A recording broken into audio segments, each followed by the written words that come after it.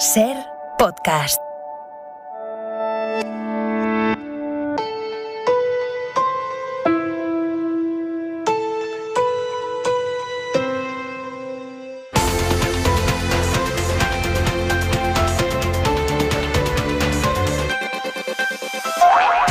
¿Qué tal? Muy buenas tardes. A medida que pasan las horas, la información y las imágenes que nos llegan desde Afganistán van poniendo cada vez más los pelos de punta. El secretario general de Naciones Unidas, Antonio Guterres, ha pedido esta tarde ante el Consejo de Seguridad de la ONU que se permita la salida de civiles del país y que el mundo no dé la espalda al pueblo afgano, especialmente a los más de 18 millones de mujeres y niñas que viven allí.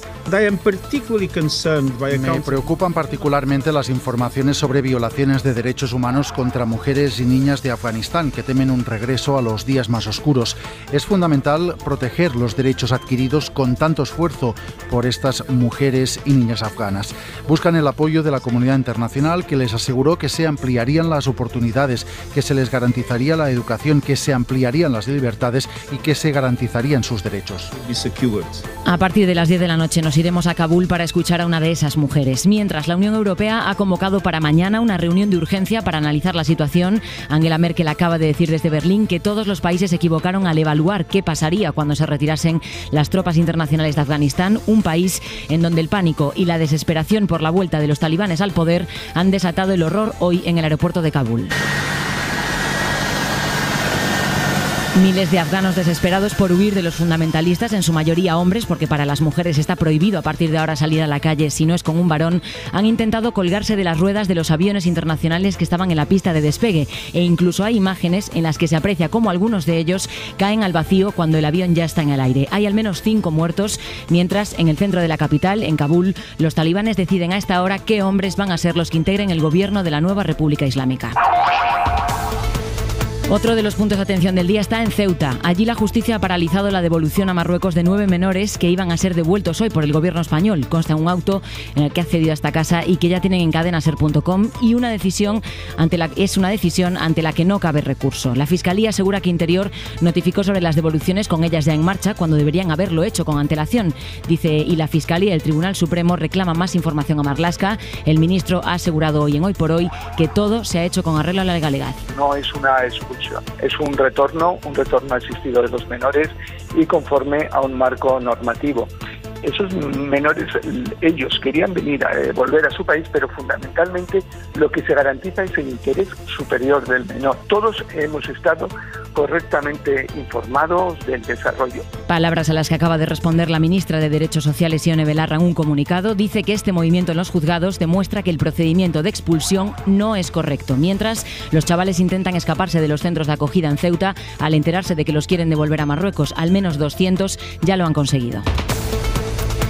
Y aquí en España, retorno a esta hora de los que se hayan ido a pasar el puente, porque en Andalucía, Aragón, Asturias, Castilla y León y Canarias es hoy festivo. Vamos a ver cómo están las carreteras. DGT, Alba Ariz, buenas tardes. Buenas tardes, actualizamos el estado de las carreteras del país, en estos momentos pendientes de varios accidentes. En Valencia, en la AP7 en Oliva hacia Alicante, en Almería, en la 7 en Roquetas de Mar, dirección Cádiz, en León otro alcance complica la Nacional 7 en Conbarros hacia Coruña, en Zaragoza de entrada en la A23 a la altura de Muel y en Guipúzcoa la Nacional 1 a la altura de Olaverria, que genera retenciones en ambos sentidos. Eso sí, como siempre, les recomendamos mucha precaución si van al volante. Todo esto pendientes del fuego, especialmente de la Sierra de Gredos, porque allí está el mayor incendio del año en España. Esther Bazán, buenas tardes. ¿Qué tal? Buenas tardes. El incendio de Ávila, el fuego de Navalacruz, que se inició el sábado, ha quemado ya 12.000 hectáreas y podría quedar estabilizado en las próximas horas.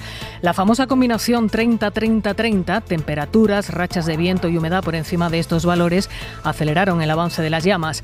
Ahora el fuego se ha frenado al borde de la Nacional 403. ¿Cuál es la situación a esta hora? María Ángeles Hernández, adelante. En breve dejarán de actuar la veintena de medios aéreos que han trabajado durante todo el día por falta de visibilidad. El incendio sigue sin estar estabilizado en el frente sur y avanza hacia el Valle del Alberche. De momento no se han ordenado evacuaciones en los municipios cercanos a ese frente. Sopla el viento, lo que ha complicado las previsiones en cuanto a la estabilización del perímetro. Los equipos de extinción que han estado trabajando durante el día serán relevados y descansarán en varios albergues habilitados en Ávila capital. Será la tercera noche en vela en Ávila por este fuego, que tiene un perímetro de más de 80 kilómetros. kilómetros. Así que se complican las previsiones de tenerlo estabilizado porque vuelve a soplar el viento fuerte. Hay otro punto que preocupa a esta hora. En Tarifa, en la Nacional 340, hay una densa nube en esa zona debido a un incendio. ¿Cuál es la última hora, José Manuel Rebolo? Adelante. Ya se ha restablecido la Nacional 340 y se circula con normalidad pese a que se sigue trabajando en el conocido como paraje del Cabrito, muy cerca de la vía. La preocupación del colapso en la carretera, que es de un solo carril para cada sentido, pese a los miles de coches que soporta camino a la costa, ha sido el mayor desvelo que ha causado este incendio, que se ha originado en una furgoneta. Han sido desalojadas 12 personas y todas se encuentran en buen estado. Francisco Ruiz es el alcalde de Tarifa. Ya se ha desalojado una familia en principio y parece que se ha rescatado una pareja también de ancianos que estaba un poco acorralada por el fuego, pero al final se ha rescatado, todo bien. Por ahora daños personales afortunadamente no ha habido ninguno. Además de este de Tarifa, en Andalucía los bomberos trabajan en otros 5 fuegos más, también en Cádiz, en Córdoba, Sevilla y en Jaén. Máximas muy altas, también las mínimas, y esa es la clave, la escasa diferencia entre el día y la noche que nos hace dormir poco y mal y que provoca mucho cansancio, claro. La ola de calor remite, este episodio de elevadas temperaturas desaparece después de haber registrado un récord tras otro. Una de las olas de calor más intensas que hemos vivido, según la EMET. Vamos con el pronóstico para las próximas horas con Jordi Carbo. Buenas tardes. De hecho, hasta el miércoles se mantendrán las condiciones de ola de calor en prácticamente todo el archipiélago canario y mañana en la península solo de manera aislada en las cuencas del río Guadiana y del río Guadalquivir. En el conjunto del país temperaturas claramente más bajas que los últimos días, pero no llegará a refrescar un poco la próxima noche, pero mañana durante la tarde tendremos las temperaturas propias de una tarde de mediados de agosto, con muchas horas de sol, más nubes en el Mediterráneo, donde la próxima madrugada, sobre todo en la Comunidad Valenciana, algunos chubascos pueden descargar de manera intensa. El único alivio con estas temperaturas es el del precio de la luz. El precio en el mercado mayorista no pasa de los 100 como ha ocurrido en la última semana, después de 5 máximos históricos consecutivos. Es un alivio, aunque depende de si vemos la botella medio llena o medio vacía, porque seguimos en niveles muy altos, Ira Valdés. La caída de la demanda y la mayor producción de energía eólica están detrás del descenso de casi un 20% en el precio que la luz ha marcado para este lunes en el mercado mayorista respecto al de ayer, según ha señalado hoy la ministra de Transición Ecológica, Teresa Rivera. Porque hay viento, cosa que no ha habido en estos días de ola de calor extrema. Segundo, porque había una estimación de una demanda menor, porque la ola de calor nos ha dado un poco de alivio y porque es festivo en algunas comunidades autónomas. Pese a ello, el precio del megavatio hora se sitúa casi en los 89 euros. Es un 150% más caro que el registrado el lunes comparable del año pasado y el consumidor con tarifa regulada pagará a las 9 de la noche el precio más alto, que será de 32 céntimos el kilovatio hora.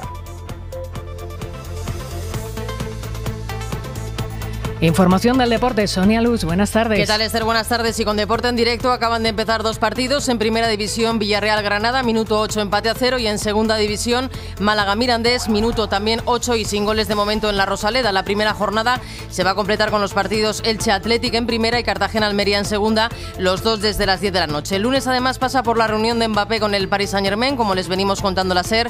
El futbolista rechaza renovar, quiere llegar ya al Real Madrid, y también por las cuentas del Barça. El presidente Laporta ha reconocido hoy una deuda total del club de 1.350 millones de euros. Además, en la Vuelta Ciclista a España, tercera etapa, victoria y liderato para el estonio Taramae.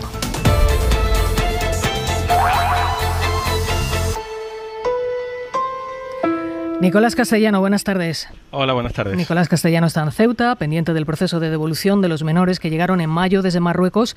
Una orden desvelada el viernes por la SER. El proceso ya se ha judicializado, Nico, porque un juzgado de lo contencioso administrativo de la ciudad autónoma decidía a mediodía, nos lo contabas en el informativo Hora 14, ha decidido paralizar la expulsión de 9 de esos chicos y es una decisión contra la que no cabe recurso. ¿Cuál es allí la situación a esta hora, Nico? Pues sí, en esa resolución de primera hora de esta tarde, el Juzgado de lo Contencioso Administrativo número 1 de Ceuta responde al escrito de 23 páginas que esta mañana habían presentado la Fundación Raíces y Coordinadora de Barrios, argumentando todas las partes en las que se estaba incumpliendo con la garantía del procedimiento. De hecho, en ese escrito, en la resolución que realiza el Contencioso Administrativo, se asume tanto las tesis de las ONGs como el informe de la Fiscalía, que también había informado en contra de que se siguiera con estas devoluciones. Según ese auto al que ha tenido acceso a la cadena SER, se conceden esas medidas cautelares y se suspende la devolución de 9 de los 12 niños para quienes los habían solicitado esta mañana esas dos asociaciones. Estas entidades presentaron estas medidas cautelarísimas esta misma mañana para 12 niños, finalmente son 9 los que se quedan y no cabe recurso contra esta decisión del juzgado. En paralelo y antes de esa decisión judicial, 5 chicos habían presentado una petición de habeas corpus, tenían una citación en los tribunales esta tarde. ¿Hay alguna decisión sobre ese caso? Pues no, Esther, todavía estamos aquí después de más de 3 horas en esta segunda comparecencia de este grupo de 5 niños en el juzgado de guardia, en este caso, el juzgado número 2 de Ceuta. Aquí sigue la vicepresidenta ceutí en funciones de presidenta accidental, Mabel Deu, que es la política que está encabezando todo este procedimiento, y algunos de sus asesores.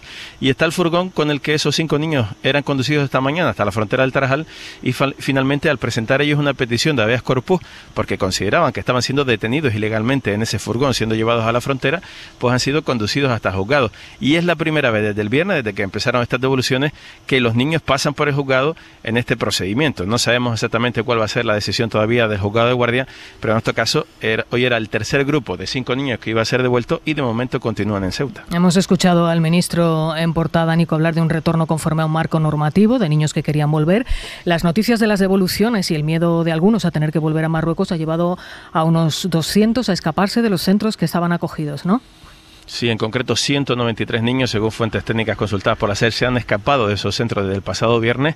Nos describen estas fuentes técnicas un panorama de ansiedad, de miedo, incluso algunas autolesiones de algunos de estos jóvenes por el temor a ser expulsados en cualquier momento. Por las cadenas de WhatsApp, por las redes sociales de estos chicos corren los vídeos de los otros que han sido expulsados desde el viernes hasta hoy y la gran mayoría no se quiere ir. Recordamos que una de las condiciones para poner en marcha estas devoluciones es que los niños acepten voluntariamente el retorno y nos dicen estas fuentes técnicas que todos los niños que continúan en los centros se quieren quedar en España. Pues gracias, Nico. Seguimos pendientes de las noticias que nos puedas ofrecer desde ese juzgado de guardia. Hasta luego. Seguimos desde el Ministerio de Derechos Sociales. Se ha enviado una nueva carta interior para reiterar su rechazo al proceso de devolución, mientras fuentes del departamento de Ione Belarra aseguran que no se pusieron en contacto con ellos en ningún momento durante esa crisis. Nos lo cuenta Nieves Goicoechea. La polémica había comenzado esta mañana cuando el ministro Marlaska aseguró que había informado a Ione Belarra de todo el proceso. ¿Usted personalmente no ha hablado con ella? He tenido comunicación con ella y con su departamento. Enseguida hubo un desmentido del Departamento de Derechos Sociales y ahora fuentes del ministerio recuerdan que su rechazo coincide con la posición de la Justicia, del Defensor del Pueblo y de las ONGs que habían denunciado este proceso por irregular. Ione Belarra pide que cesen ahora las devoluciones y que se apruebe un nuevo protocolo bajo 2 condiciones. Los menores que deseen volver con sus familias pueden hacerlo en condiciones de seguridad y los que opten por quedarse en España tienen que recibir una acogida digna. Derechos Sociales se pone a disposición de Interior para trabajar con este departamento en ese protocolo nuevo con respeto a la ley y con todas las garantías necesarias. Pues a pesar de que el ministro Marlaska decía en la SER esta mañana, en Hoy por Hoy, que todos hemos estado informados en los términos necesarios y precisos, la Fiscalía de Menores redactó un escrito el sábado pidiendo explicaciones a Interior porque no tenían los datos necesarios, los datos que marca la ley y que determinan su papel en el proceso. Información de Javier Álvarez. El decreto firmado el sábado por Eduardo Esteban, responsable jefe del área de menores, conmina al Departamento de Grande Marlaska que les den todas las explicaciones que no tienen ante un hecho consumado. Se enteraron un día después de producirse los traslados. Piden a Interior que les informe de todos los detalles de este traslado de menores, ya que la intervención de la Fiscalía ha sido soslayada y solo conocen el nombre y DNI de los menores, cuando el fiscal tiene que intervenir y estar presente en las entrevistas. En consecuencia, el fiscal de Sala acordó la apertura de una investigación porque no les consta y no saben cuál ha sido el procedimiento acordado y cuáles han sido las medidas adoptadas para garantizar el respeto de esos derechos de los menores. La Fiscalía tampoco sabe si se ha incoado un expediente individual por cada menor o si este ha sido oído, escuchado o se le ha dado la oportunidad de recurrir esta expulsión. El presidente francés acaba de hablar de la situación en Afganistán, acaba de terminar su comparecencia. Angela Merkel lo ha hecho ya. La canciller ha reconocido que se equivocaron ella y la comunidad internacional al evaluar la situación en aquel país. Poco antes de las 10 de la noche, hora peninsular, se ha anunciado una comparecencia del presidente de los Estados Unidos. Ya se ha autorizado de momento el envío de otros 1.000 soldados y ya serían 7.000 para supervisar la evacuación de los estadounidenses del país. Victoria García, buenas tardes. Empezamos por lo último, que es esa comparecencia de Macron. Acaba de terminar esa comparecencia, Esther, y al igual que ha dicho Angela Merkel, que quiere traerse a unas 10.000 personas de Afganistán, aunque reconoce que la salida es complicada en estos momentos, además de los alemanes que no llegan al centenar, son gente que ha trabajado de activistas de derechos humanos y de abogados que de quedarse en el país estarían amenazados por los talibanes. La situación en Afganistán es terrible, pero sobre todo para los afganos que no pueden salir de allí. No valoramos adecuadamente lo que pasaría cuando nos salimos del país, ha dicho Merkel, y Macron, quien está coordinando con Merkel los planes de evacuación, acaba de explicárselo también a sus ciudadanos, como decías, en comparecencia televisiva. Después de la retirada de las tropas americanas, dice, no valoramos en su justa medida todo el problema que se venía encima. El secretario general de la ONU, que ha reunido de urgencia al Consejo de Seguridad y aún no ha terminado ese encuentro, ha dado la voz a la preocupación por las violaciones de los derechos de las mujeres y las niñas que pueden volver a sus días más oscuros. They are looking to the international community for support. Buscan apoyo en esta comunidad internacional y China, Esther, uno de los pocos países que mantiene su embajada abierta allí, dice que mediará con los talibanes. Declaraciones 2 días después de que los talibanes llegaran a Kabul y de que el presidente afgano saliera ayer domingo del país. Hoy este era el sonido que llegaba desde el aeropuerto de la capital del país.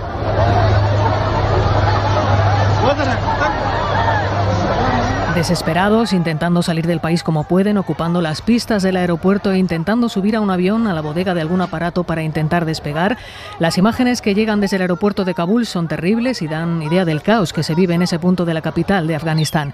Información de Yusmikel Hurtado. Al menos 7 personas han muerto en medio del caos. 2 de ellas perecieron cuando marines norteamericanos, recién llegados para asegurar la evacuación de urgencia del personal diplomático occidental, abrieron fuego para dispersar la multitud. En una imagen del día pudimos ver a varios afganos tratando de amarrarse al bastidor del tren de aterrizaje de un avión militar de carga en pleno proceso de despegue. En otra imagen pudo verse a al menos 2 afganos cayendo al vacío sobre Kabul desde este mismo avión cuando ya volaba rumbo al exterior.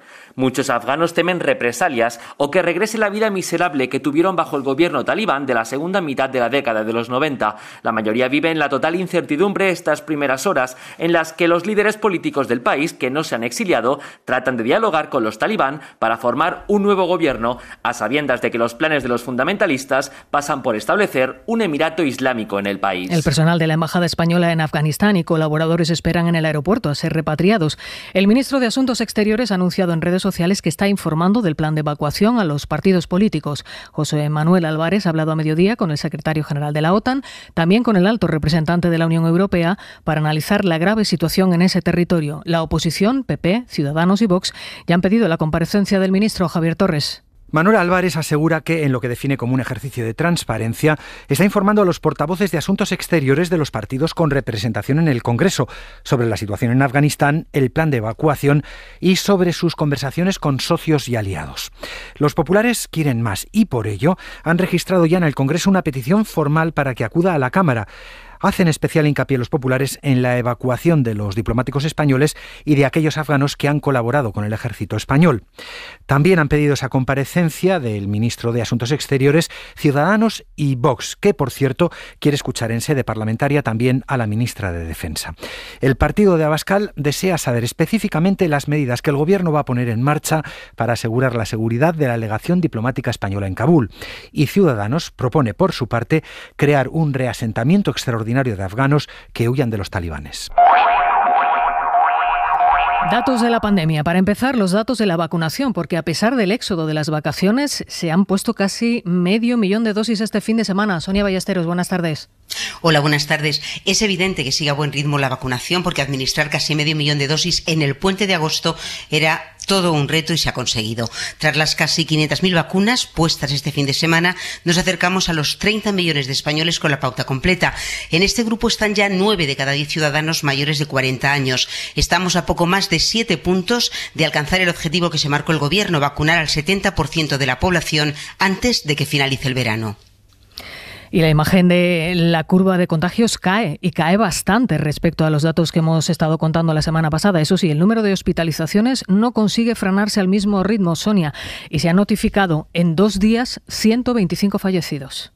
Sí, 125 fallecidos, que son muchos, pero desciende el número de muertos diarios con respecto a la semana pasada. Lo que aumenta es el número de ingresos. Hay 48 más que el viernes. No es una cifra alarmante, pero es evidente que no acabamos de bajar la presión en los hospitales. La ocupación en planta sigue al 8% y en las UCIs al 21%. Lo positivo es que bajan los contagios. No llegan a 13.500 diarios este fin de semana, cuando el viernes fueron más de 15.000. Las comunidades que registran mayor número de casos desde el viernes son Andalucía, que suma casi 5.000, Cataluña con más de 4.000 y Madrid, que añade 3.500. La incidencia, con la caída de 46 puntos, se queda en 416 casos por cada 100.000 habitantes, con importantes diferencias entre los territorios. Gracias, Sonia. Buenas tardes. Buenas tardes. Hoy hemos conocido otro estudio realizado en Cataluña en el que han participado unas 300 personas y que concluye que los anticuerpos en aquellos que han pasado la enfermedad duran más de un año. Los niveles detectados protegen de una nueva infección en la mayoría de los casos. Javier Gregori.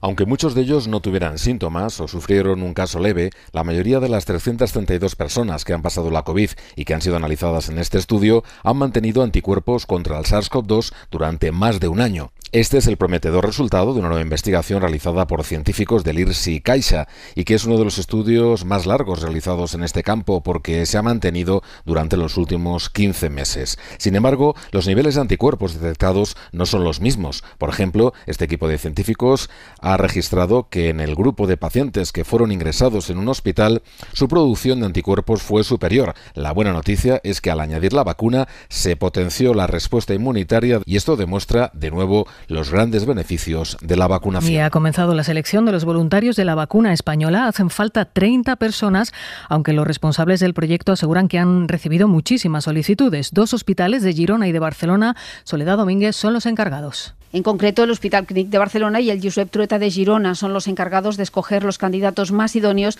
de entre todos los voluntarios que se han ofrecido. Buscan personas de 18 a 39 años que no hayan pasado la COVID y que no hayan recibido ninguna vacuna. Una vez escogidos, se les va a dividir en 2 grupos. A los primeros se les administrará una dosis baja para comprobar que no hay problemas con el producto y decidir cuál es la cantidad óptima para conseguir una buena respuesta inmunitaria. Este será solo el primero de los ensayos que harán falta, pero el laboratorio IPRA quiere empezar la producción ya este mismo otoño para ganar tiempo y para poder empezar a comercializar su vacuna tan pronto como tenga la autorización sanitaria.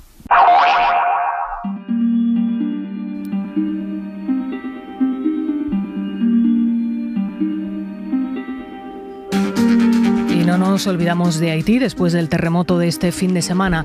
Se ha superado el 1.000.000 de víctimas después del seísmo de 7,2 de ayer. Hay casi 6.000 heridos en todo el país, pero lo peor está en el sur, en la zona más cercana al epicentro, a unos 30 kilómetros. Hay más de 30.000 familias afectadas, decenas de edificios desplomados o con daños estructurales que les impiden volver a sus casas. UNICEF ha pedido acceso urgente ya para el personal humanitario a las zonas devastadas. El terremoto, recordamos, se registró el pasado sábado, alcanzó los 7,2 grados. Suscríbete a Hora 25. Todos los episodios y contenidos adicionales en la app de Cadena SER y en nuestros canales de Apple Podcast, Spotify, iVoox, Google Podcast y YouTube. Escúchanos en directo en la SER de lunes a viernes a las 8 de la tarde.